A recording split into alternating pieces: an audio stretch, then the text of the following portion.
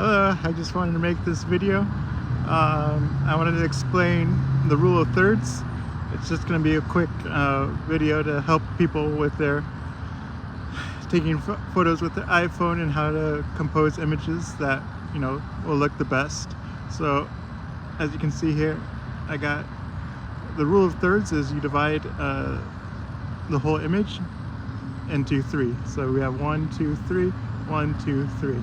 Now there's actually a pretty good rule talking about the golden ratio and stuff, and it's a spiral that kind of creates, you know, the perfect what we view as the perfect ratios, and so that's what also led to the rule of thirds. So an easy way to improve your photography is you see these points where the lines intersect, like here, here, here, and there.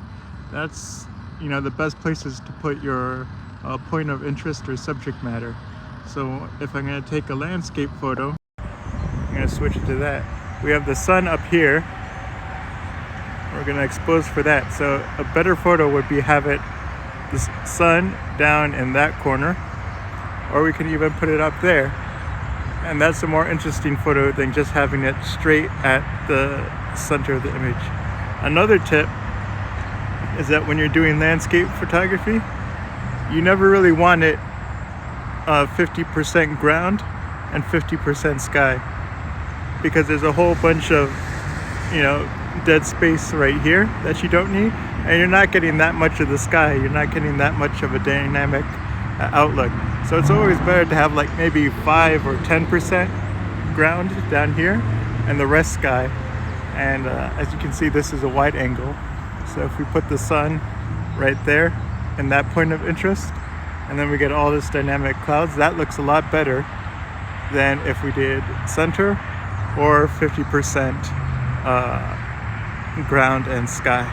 So those are some kind of tips